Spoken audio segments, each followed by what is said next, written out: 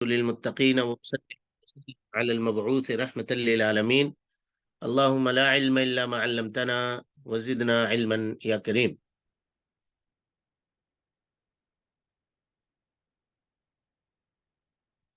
قال المصنف رحمه الله تبارك وتعالى وإيانا وعن أبي هريرة رضي الله عنه أن النبي صلى الله عليه وسلم قال إذا قمت إلى الصلاة فأسبغ الوضوء ثم استقبل القبلة فكبر ثم اقرأ ما تيسر معك من القرآن ثم اركع حتى تطمئن راكعا ثم ارفع حتى تعتدل قائما ثم اسجد حتى تطمئن جالسا حتى تطمئن ساجدا ثم ارفع حتى تطمئن جالسا ثم اسجد حتى تطمئن ساجدا ثم ارفع حتى تطمئن جالسا ثم اسجد حتى تطمئن ساجدا ثم افعل ذلك في صلاتك كلها.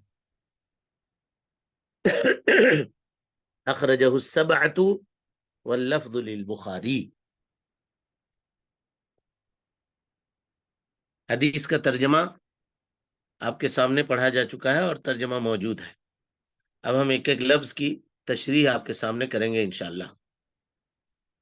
یہ حدیث جو ہے نا جی، یہ اس باب کی سب سے اہم روایت ہے، سب سے اہم روایت. کیوں؟ اس لیے کہ اللہ رب العالمین کی عبادتوں میں توحید کے بعد جو سب سے بڑی عبادت ہے نماز، ارکان اسلام میں شہادتین کی ادائیگی کے بعد جو سب سے بڑی عبادت ہے، اس کا طریقہ اس میں تفصیل سے بیان کیا گیا ہے. اور ہر آدمی کو چاہیے کہ وہ اس کو یاد کرے، اس حدیث کو یاد کرے، تاکہ اللہ تعالی کی عبادت وہ دلیلوں کی بنیاد کے اوپر کر سکے. ایک چیز ہوتی ہے کہ جس کو ہم لوگ کہتے ہیں رسم و رواج، یا جس کو کہتے ہیں پرمپرا کے اوپر کوئی دلیل نہیں ہوتی ہے، کوئی دلیل نہیں ہوتی. رسم و رواج کے اوپر کوئی دلیل نہیں ہوتی، اسی لیے اس کو رسم و رواج کہتے ہیں. اور رسم و رواج آدمی کیسے کر رہا ہوتا ہے تو اپنے سے پہلے والوں کو دیکھتا ہے، اپنے گھر والوں کو دیکھتا ہے، باپ دادا کو دیکھتا ہے، کیسے کرتے تھے وہ لوگ، تو ویسے ہی کر رہا ہے. تو کیا اسلامی عبادت بھی ایسے ہی چل جائے گا؟ کیوں ایسا نماز پڑھتے ہو جی؟ تو کہا کہ مسجد میں امام صاحب کو دیکھا ایسے پڑھتے ہوئے تو ہم بھی پڑھ رہے ہیں. میرے ابا اسی طرح سے نماز پڑھتے تھے، ان کو دیکھ کر. ہماری امی اسی طرح سے نماز پڑھتی تھی، اسی لیے ہم ایسا پڑھ رہے ہیں نماز. تو یہ مطلوب ہے؟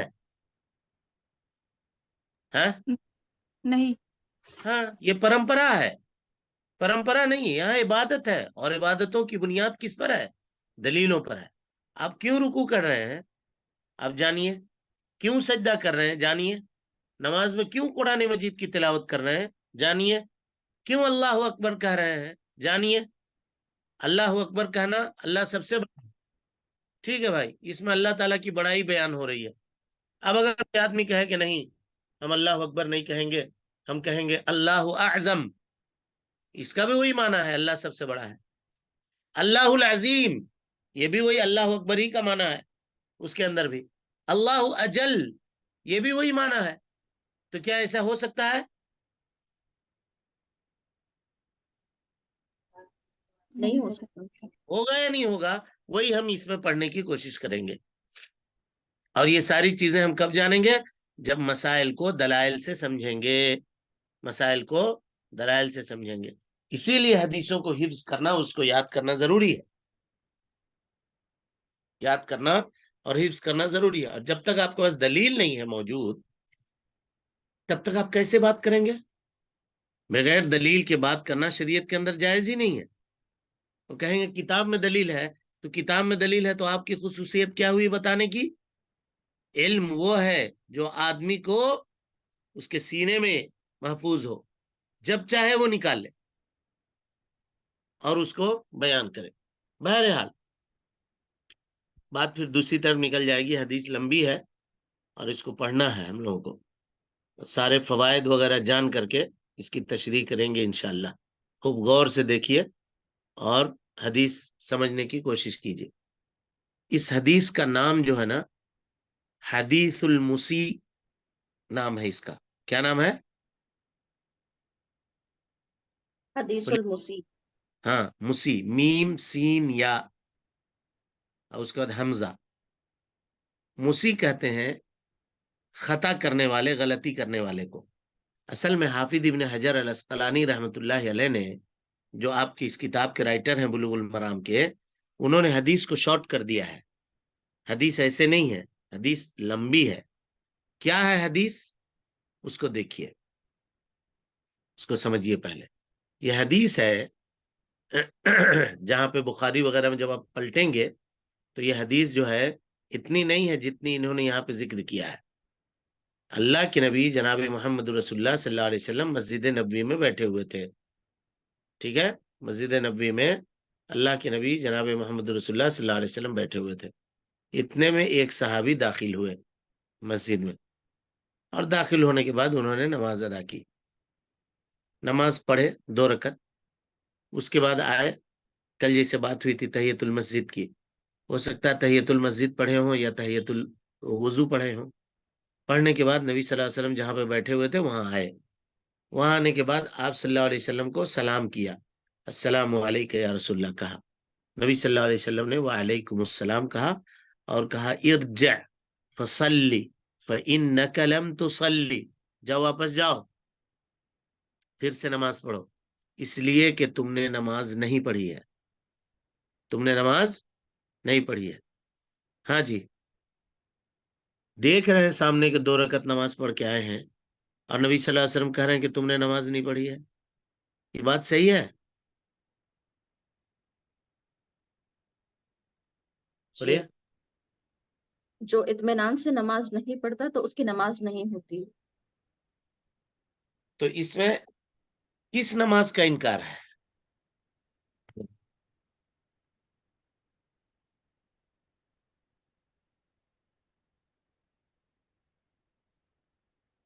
نماز حصی کا انکار نہیں ہے. وہ نماز جو رکوع ہے، سجدہ ہے، جس میں قیام ہے، وہ انہوں نے پڑھ لی ہے. نماز شرعی کا انکار ہے. صلاۃ شرعی آپ کی ادا نہیں ہوئی، نماز شرعی آپ نے نہیں پڑھی. یعنی شریعت نے جس طرح سے نماز پڑھنے کا حکم دیا ہے ویسا آپ نے، اس لیے نبی صلی اللہ علیہ وسلم نے کہا ارجع، جاؤ واپس جاؤ، فصلی، پھر سے پڑھو نماز، فإنک لم تصلی، اس لیے کہ تم نے نماز نہیں پڑھی ہے. پھر وہ گئے صحابی، پھر سے نماز پڑھ کے آئے، پھر آپ نے کہا ارجع فصلی فإنک لم تصلی، جائیے واپس، پھر سے پڑھیے نماز، آپ نے نماز نہیں پڑھی ہے. پھر گئے وہ، پھر نماز پڑھی، پھر آئے، پھر آپ نے کہا ارجع فصلی فإنک لم تصلی، جاؤ جا کے نماز پڑھو، تم نے ابھی نماز نہیں پڑھی ہے. تب اس نے کہا کہ اللہ کے نبی صلی اللہ علیہ وسلم، اس سے اچھا اور ہم نہیں پڑھ سکتے، اس سے اچھا اور ہم نہیں پڑھ سکتے. جتنی کوشش کرنی تھی، جتنا یہ کرنا تھا، ہم نے کر لیا، اس سے اچھا ہم نہیں پڑھ سکتے.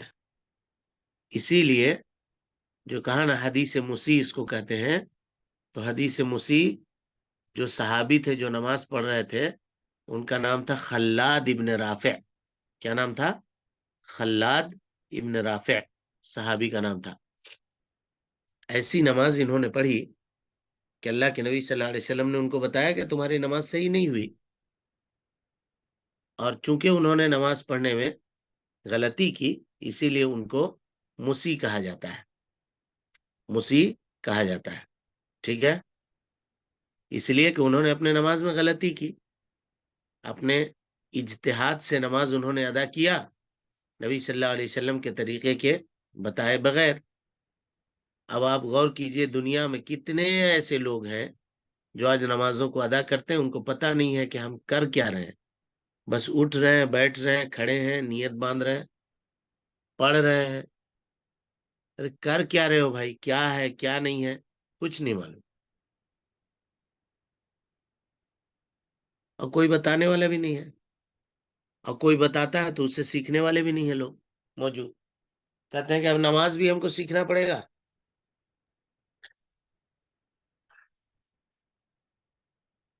نماز کے مسائل جان کے ہم کیا کریں گے؟ لوگ کہتے ہیں کیا خالی آپ نماز نماز کرتے رہتے ہیں، دوسری چیزوں کو بیان کیجئے. یہ بتائیے کہ کڈنی ٹرانسپیرنٹ جائز ہے کہ نہیں ہے، یہ بتائیے کہ سورج اور چاند کی گردش کیسے ہو سکتی ہے، یہ بتائیے کہ زمین گول ہے کہ چپٹا ہے، کہ سنترے کی طرح کیا ہے کہ انڈے کی طرح سے ہے. اس پہ بات کرتے ہیں لوگ. سب نماز وماز چھوٹے بچوں کا چیز ہے. اعوذ باللہ من الشیطان الرجیم. یہ نہیں جانے گا تو وہ جان کے کیا کرے گا کہ سورج گھوم رہا ہے کہ زمین گھوم رہی ہے. اللہ رحم کرے. ان چیزوں کو جاننا پہلے ضروری ہے دلائل کے ساتھ. لیکن اب اسلام اینڈ گلوبلائزیشن، اسلام اینڈ فلاں، اسلام اینڈ فلاں، یہ کر کے ہاں لگتا ہے کہ پورا حق ادا کر دیا. اور 2 رکعت نماز اسی کو کہیے جو اسلام اینڈ گلوبلائزیشن پہ 4 گھنٹہ لیکچر دے کے آیا ہے. نماز پڑھ رہا ہوگا تو اس کا پینٹ ٹکنے سے نیچے ہوگا.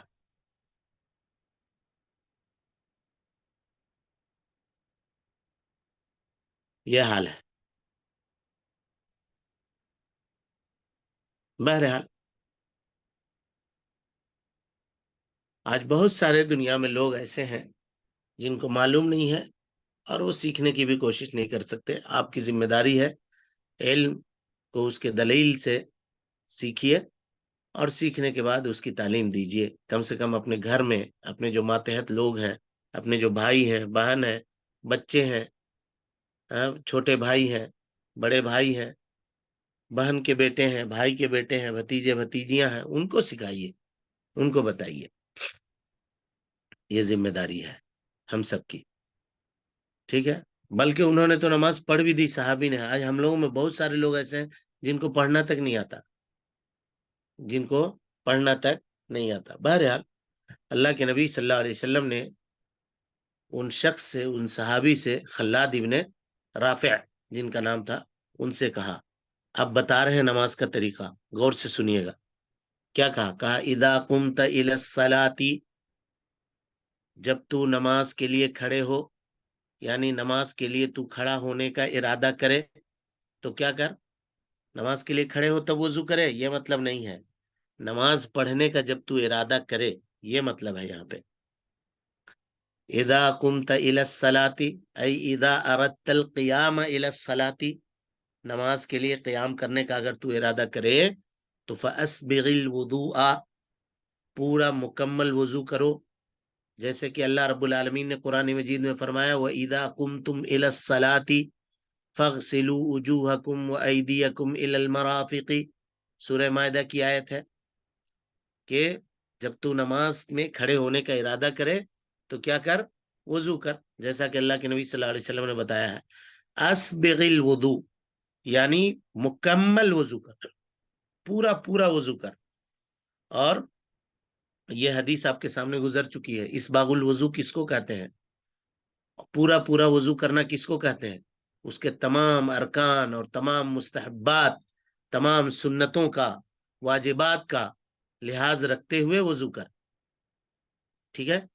تو نماز کے درست ہونے کے لیے یہ شرط ہے جی اسبغ الوضو، وضو مکمل ہونا چاہیے.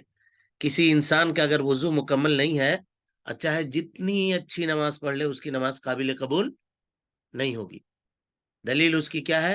نبی صلی اللہ علیہ وسلم فرماتے ہیں لا يقبل اللہ صلاة من احدث حتى يتوضا، اللہ رب العالمین اس شخص کی نماز کو قبول نہیں کرتا ہے جو آدمی ناپاک ہو یہاں تک کہ وہ وضو کر لے. حدث اصغر، جس کا وضو ٹوٹا ہوا ہو. ٹھیک ہے. تو وضو کرنا کیا ہے؟ شرط ہے. یہ یاد رکھیے گا. وضو کرنا کیا ہے جی؟ نماز کی شرط ہے. ہاں، نماز کی شرط ہے. اس کو یاد رکھیے گا، شرط ہے. بار بار کہہ رہا ہوں، وضو نماز کے لیے شرط ہے. یہ اس حدیث سے پتہ چلا. اذا قمت الى الصلاة فاسبغ الوضوء. اب کوئی آپ سے پوچھا کہ ہم بغیر وضو کرے نماز پڑھیں گے، کیا بات ہے؟ ہاتھ پیر دھونے ہی کا مسئلہ ہے، ہم دھو لیا ہے، صاف ستھرا ہے بالکل، وضو کرنے کی کیا ضرورت ہے؟ کہیے نہیں، تم چاہتے ہو کہ تمہارا نماز قابل قبول ہو، تم کو وضو کرنا پڑے گا. اذا اردت اذا قمت الى الصلاة فاسبغ الوضوء، نبی صلی اللہ علیہ وسلم نے کہا. یہ دلیل ہے، یہ دلیل ہے. اس دلیل سے آپ کہہ رہے ہیں کہ نماز کے لیے وضو کیا ہے؟ شرط ہے. ٹھیک ہے. اور وضو بھی کیسا وضو؟ مکمل وضو. ہڑبڑ دڑبڑ کر کے جیسے تیسے کر کے ہاتھ دھو لیا، یہ دھو لیا، چہرے پہ پانی مار لیا اور چلے آئے کھڑے ہو کر کے نماز پڑھنے لگے. نہیں، ترتیب کے ساتھ، موالات کے ساتھ. ایک عضو کے خشک ہونے سے پہلے دوسرے عضو کو دھونا ہے. ہر عضو کو 3 بار دھونا ہے. نہیں دھو سکا 2 بار، نہیں دھو سکا 1 بار کم سے کم، لیکن ایک بار میں پورا کنفرم ہو جائے وہ کہ جہاں جہاں پانی پہنچنا ہے وہاں وہاں ہم نے پانی پہنچا دیا ہے. یہ ساری چیزیں. بہرحال اس کے بعد کا ثم استقبل القبلۃ، پھر قبلے کیا استقبال کرو، یعنی قبلے کی طرف رخ کرو، قبلے کی طرف اپنا چہرہ کرو. تو اس سے پتا چلا کہ قبلے کی طرف چہرہ کرنا کیا ہے؟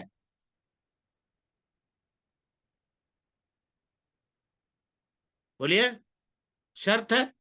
جیسے وضو شرط ہے ویسی قبلے کی طرف رخ کرنا، چہرہ کرنا شرط ہے.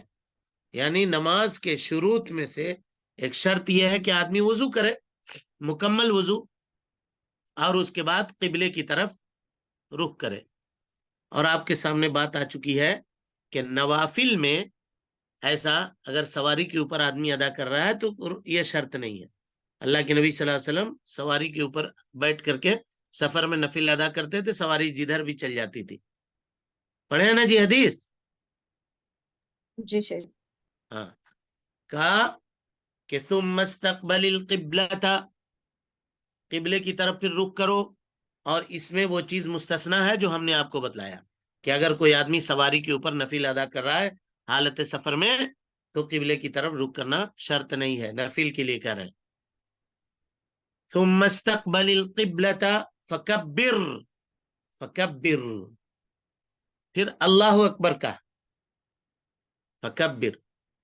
وضو شرط ہے، استقبال قبلہ شرط ہے، اور تکبیر کہنا کیا ہے جی؟ تکبیر مانے اللہ اکبر کہنا. اس اللہ اکبر کا کیا نام ہے؟ تکبیر تحریمہ. تکبیر تحریمہ. تو تکبیر تحریمہ کہنا کیا ہے؟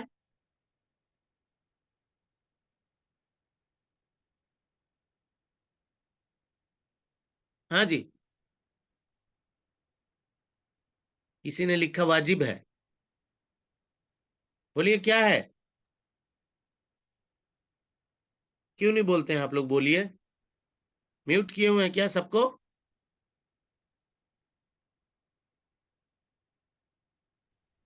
شرط ہے شیخ، میوٹ ہے؟ تھا جب سے.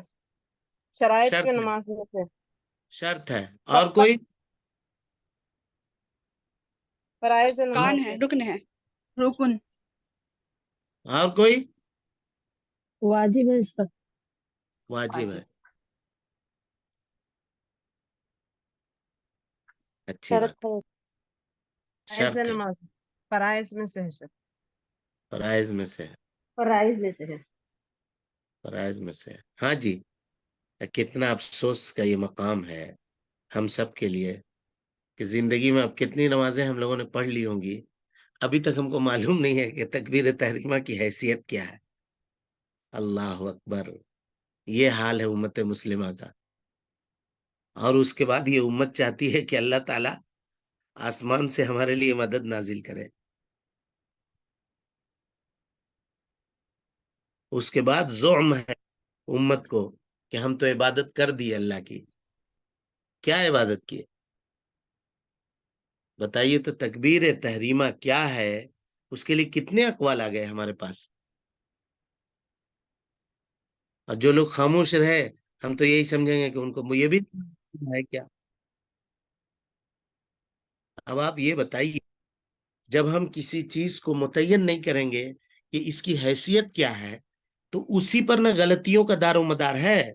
مان لیجئے کسی کا تکبیر تحریمہ چھوٹ گیا تو کیا کرے گا وہ؟ کیا نماز لوٹا نماز پھر دوہرائے. سے یہ لوٹائے کیا گا، بات ہوئی؟ پھر نماز پڑھنا پڑے گا کیسے سمجھ میں آئے گا کہ وہ نماز دہرائے گا جی؟ کیونکہ شرط ہے نا، نماز کا حصہ ہے. اسی سے نماز کی ابتدا ہے.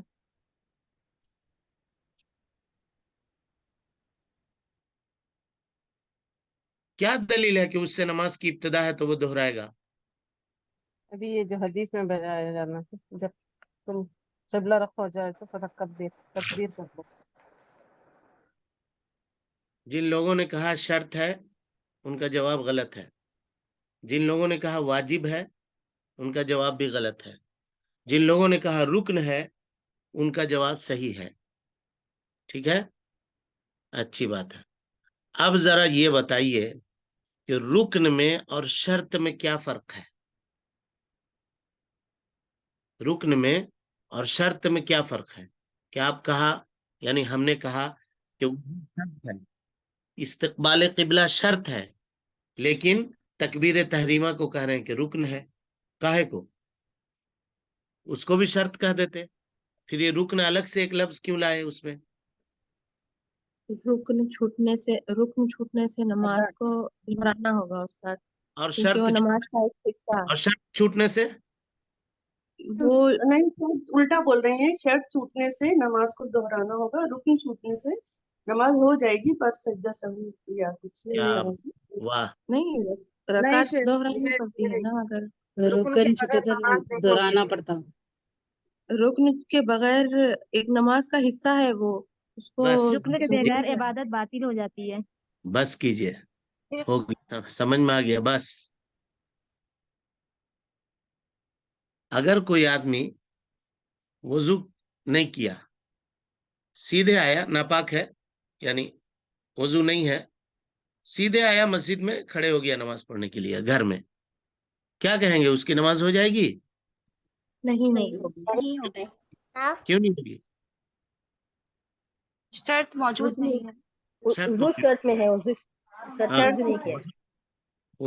وضو کرنا نماز کے لیے شرط ہے، اور اس نے شرط کو مکمل نہیں کیا تو اس کی نماز نہیں ہوگی. اب ایک آدمی مسجد میں داخل ہوا، نماز چل رہی تھی، تو اب اس کو نماز میں شامل ہونا ہے. آیا، سیدھے جا کر کے نماز میں شامل ہو گیا، کچھ نہیں کہا، بس رفع دین کیا، ہاتھ اٹھایا اور نیت اس نے ہاتھ سینے کے اوپر باندھ لی اور کھڑا ہو گیا. وہ کچھ نہیں کہا، منہ سے ایک لفظ نہیں کہا، تو اس کی نماز کا کیا حکم ہوگا؟ نہیں ہوگی شیخ. کیوں اللہ نہیں؟ اکبر. کیونکہ رکن اللہ موجود اکبر رکن نہیں ہوگی. کیا. تو اسی لیے وہی تو ہم سوال کیا کر رہے ہیں، ہم کیا کہہ رہے ہیں کہ جب وضو سے بھی نہیں ہوگی، تکبیر تحریمہ سے بھی نہیں ہوگی، تو اس کو رکن بول رہے ہیں، اس کو شرط کیوں بول رہے ہیں؟ دونوں کو شرط کاہے نہیں بول رہے ہیں؟ شیخ شرط وہ نماز نماز سے کے پہلے باہر ہے. کا، نماز کے باہر کے جو نماز کے باہر کے ہم کام. کرتے ہیں وہ شرائط ہیں، اور ہاں، نماز کے اندر جب ہم جو بھی ایکشنز داخل. وغیرہ کرتے ہیں تو وہ ہمارے رکن ہوں گے، واجبات ہوں گے جی شاید. ہاں، یہی جواب ہے. ماشاءاللہ، اللہ آپ کے علم میں اضافہ کرے.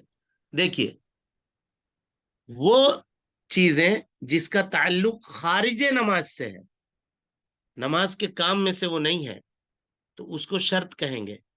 جیسے جگہ کی پاکیزگی، وضو کرنا، ہاں، وقت کا ہونا.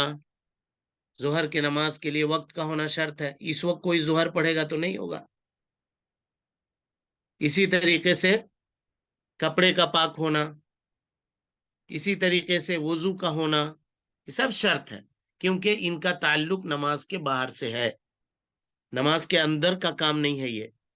اور وہ کام جو نماز کے اندر ہو، وہ ایکٹ جو نماز کے اندر ہم کریں، اس کو ہم لوگ رکن کہتے ہیں. کیا کہتے ہیں؟ بولیے. رکن. اس کو کیا کہتے ہیں؟ رکن کہتے ہیں. رکن رکن کہتے کہتے ہیں. ہیں. یہ فرق یاد رکھیے گا، باقی لوگ میوٹ کیجیے اپنا سب. یہ فرق یاد رکھیے گا رکن اور شرط میں. تو کہا ثم استقبل القبلۃ فکبر، قبلے کی طرف رخ کیجیے. دیکھیے، قبلے کی طرف رخ کرنے تک وہ آدمی نماز سے باہر ہے، ابھی نماز میں آیا نہیں ہے، اسی لیے کہا کہ قبلہ کی طرف رخ کرنا شرط ہے. ٹھیک ہے، اب جب کہہ دیا اللہ اکبر، اب آ گیا نماز کے اندر یہیں سے. ٹھیک ہے، تو یہ کیا ہو جائے گا؟ تکبیر تحریمہ کیا ہے جی؟ نماز کا رکن. نماز کا رکن ہے. اب اس میں تھوڑا سا اختلاف ہے علماء کا. بتا دے رہے ہیں آپ کو تاکہ مسئلہ سمجھیے. حنفیہ کے نزدیک تکبیر تحریمہ جو ہے نا وہ شرط ہے. تکبیر تحریمہ شرط ہے. اور جمہور کے نزدیک امام مالک، امام شافعی، امام احمد ابن حنبل اور دوسرے محدثین جو ہیں ان تمام کے نزدیک تکبیر تحریمہ جو ہے یہ رکن ہے. تکبیر تحریمہ رکن ہے.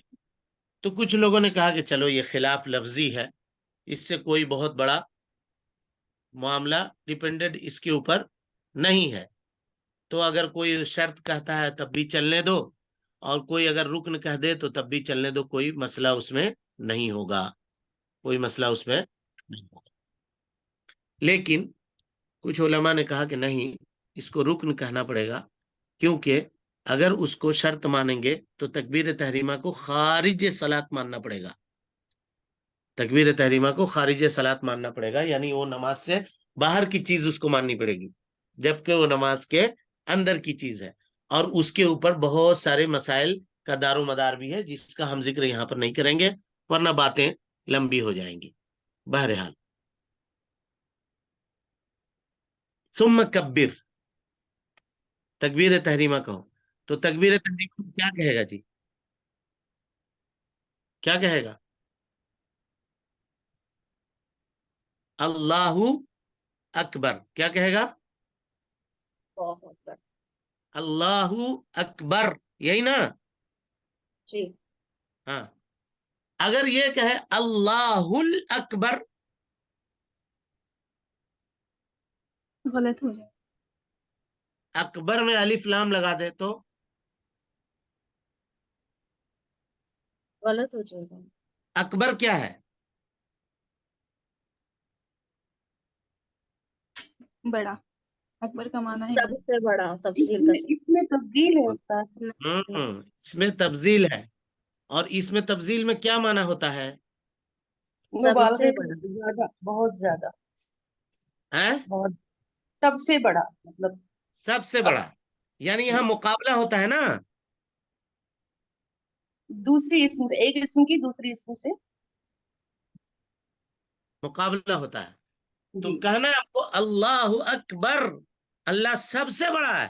ہاں لوگ ہیں کچھ، لیکن ان تمام کے مقابلے میں رب العالمین کا مقابلہ کوئی نہیں کر سکتا کبریائی میں، بڑائی میں، یہ مطلب.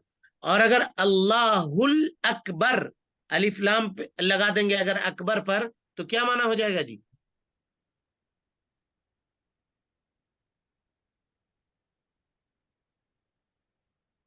کیا معنی ہو جائے گا؟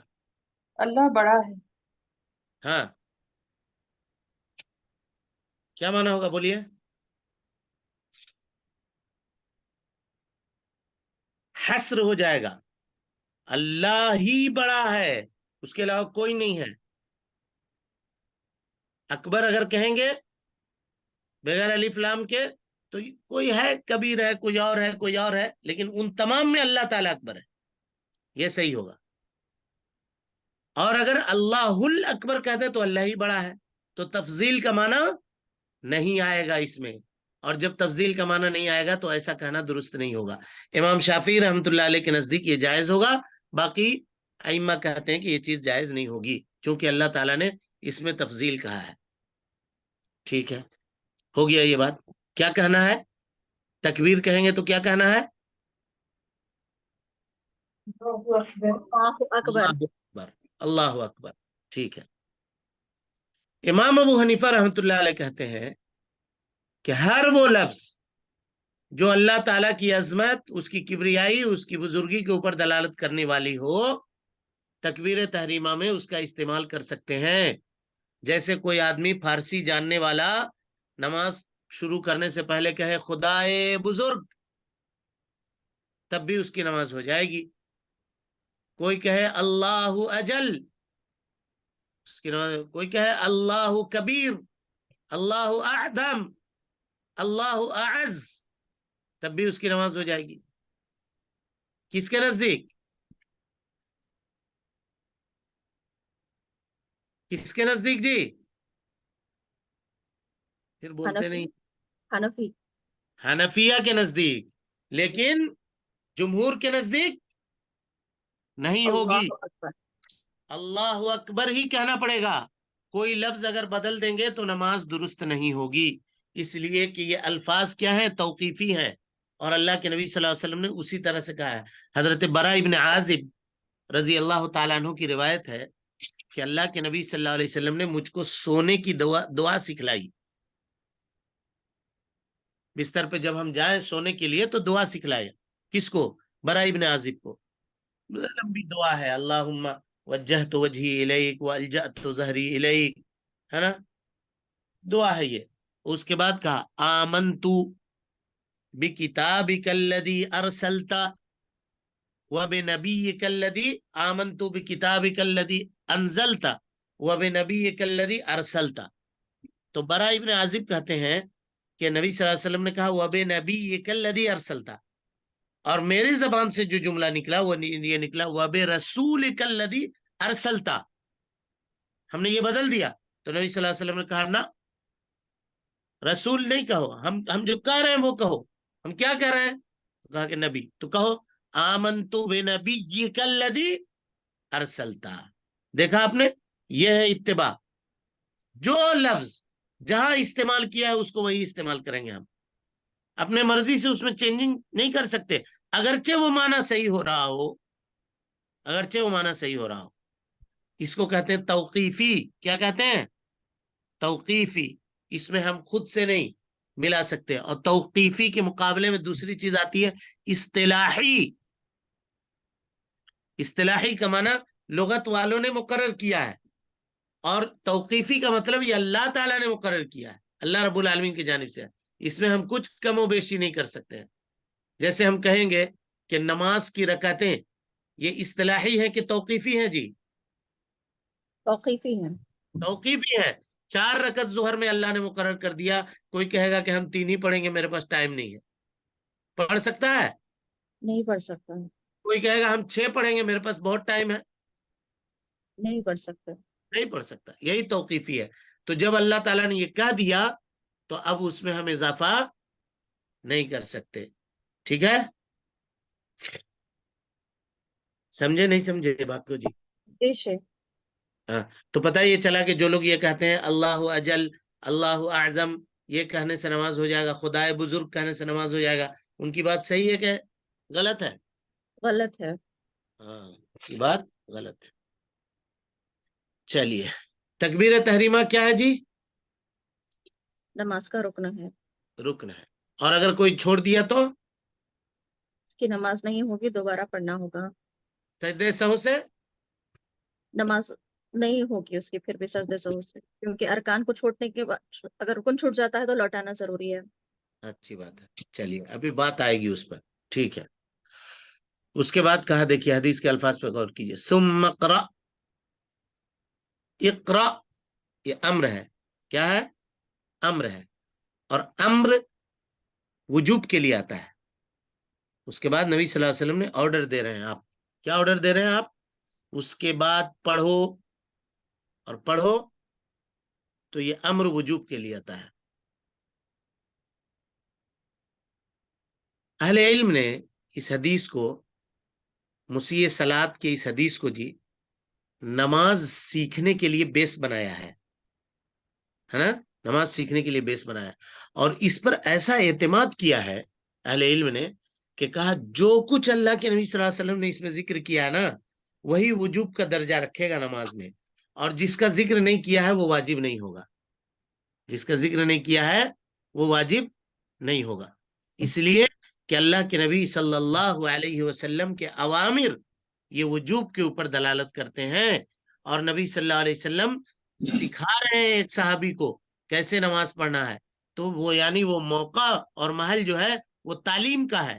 گویا کہ جن جن چیزوں کا تذکرہ اللہ کے نبی صلی اللہ علیہ وسلم نے کیا ہے وہ سب کے سب واجب ہیں، اور جن کا تذکرہ اللہ کے نبی صلی اللہ علیہ وسلم نے حدیث مسیح میں نہیں کیا ہے وہ واجب نہیں ہے.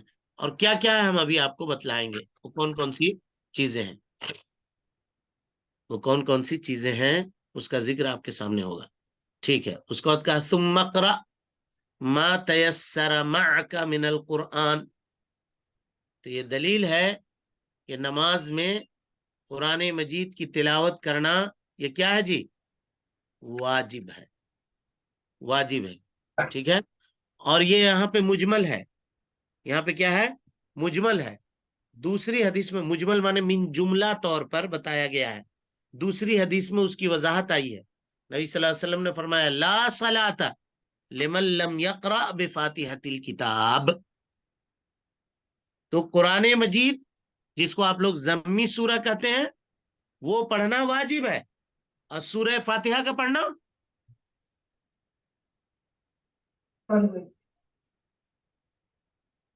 کیا ہے جی؟ سورہ فاتحہ کا پڑھنا کیا ہے؟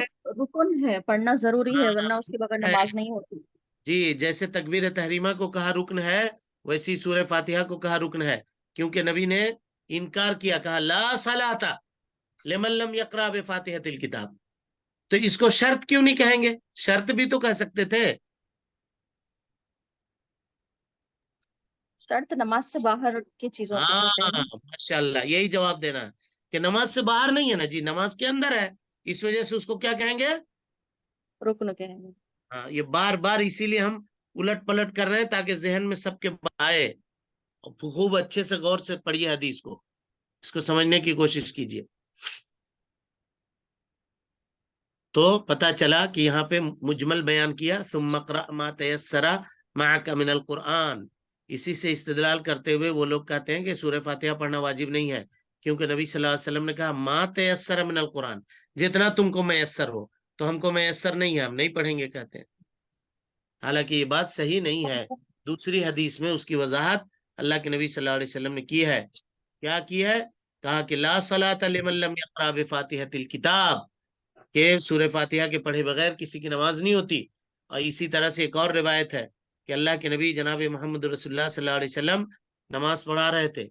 تو نماز سے جب آپ فارغ ہوئے تو آپ نے پوچھا کہ کیا جی تم لوگ میرے پیچھے پیچھے قرأت کرتے ہو کیا؟ میرے پیچھے پیچھے پڑھتے ہو؟ کیونکہ تمہارے پڑھنے کی وجہ سے نماز میرے اوپر بھاری ہو رہی تھی. یعنی پیچھے سے اگر کچھ آواز آ رہی ہے، ہلکی پھلکی بھی آواز، تو سامنے پڑھنے والے کو دقت ہوتی ہے جو تلاوت کر رہے ہیں. کیا ہوا؟ ہم لوگ بھی جب تراویح میں کھڑے ہوتے ہیں اور پیچھے بچے اگر بات چیت کرتے ہیں یا کچھ کرتے ہیں تو پورا ذہن و دماغ ادھر ہی چلا جاتا ہے، اور پھر بھولنے لگتا ہے آدمی، ڈسٹرب ہوتا ہے. خاص طور پہ ہم کو بہت ڈسٹرب ہوتا ہے، اس سے بہت ڈسٹرب ہوتا ہے کہ اگر کوئی یہ کرے تو مجھے لگتا ہے کہ کوئی لقمہ دے رہا ہے، ہم کہیں غلط تو نہیں کر دیا، کیا مسئلہ ہے، کیوں آواز آ رہی ہے پیچھے سے، پورا دھیان ادھر لگ جاتا ہے. تو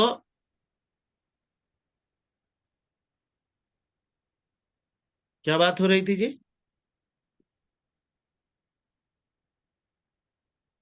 سورہ ہاں فاتحہ کے بارے میں. ضمی سورہ کے بارے میں. قرآن. ہاں، تو نبی صلی اللہ علیہ وسلم کے پیچھے صحابہ کرام پڑھ رہے تھے، تو آپ نے کہا کہ تم لوگ پڑھتے ہو کیا میرے پیچھے؟ قرأت میرے اوپر بھاری ہو رہی تھی. تو صحابہ نے کہا کہ ہاں پڑھتے ہیں ہم لوگ. کہا نہیں نہیں، ہم جب پڑھیں تو کچھ نہ پڑھا کرو سوائے سورہ فاتحہ کے، اس لیے کہ سورہ فاتحہ کے پڑھے بغیر نماز نہیں ہوتی. سورہ فاتحہ کے پڑھے بغیر نماز نہیں ہوتی. بس اس کو یہیں رکھیے، پھر انشاءاللہ کل اس حدیث کی تشریح کریں گے. اب اتنا چیز یاد کر کے آئیے گا. صحابی کا کیا نام تھا جو نماز غلط پڑھ رہے تھے؟ اس کے بعد نبی صلی اللہ علیہ وسلم نے ان کو بتلایا اب تک کتنا رکن آپ پڑھے ہیں، کتنا شرط آپ پڑھے ہیں، کتنے واجب آپ نے پڑھی ہے. اس کو یاد، اس کا ایک نوٹ بنائیے، لکھیے. اور جب یہ حدیث ہم مکمل کریں گے نا تو آپ سے پوچھیں گے نماز کے واجبات بتاؤ، نماز کے ارکان بتاؤ، نماز کے شرائط بتاؤ، تو پھر بتانا پڑے گا. اور اس وقت جو آپ لکھے ہوئیے گا اس میں جو کمی ہوگی اس کو ہم ایڈ کر کے اس کو پورا کروا دیں گے، تاکہ آپ کو سمجھ میں آ جائے کہ نماز کے جو کام ہیں اس میں سے کون شرط ہے، کون واجب ہے اور کون مستحب ہے، اور اسی طریقے سے کس کے چھوٹنے سے نماز لوٹانے پڑے گی، کس کے چھوٹنے سے سجدہ سہو کرنے سے نماز ہو جائے گی. یہ جاننی بہت ضروری ہے. چلیں، السلام علیکم ورحمۃ اللہ وبرکاتہ. وعلیکم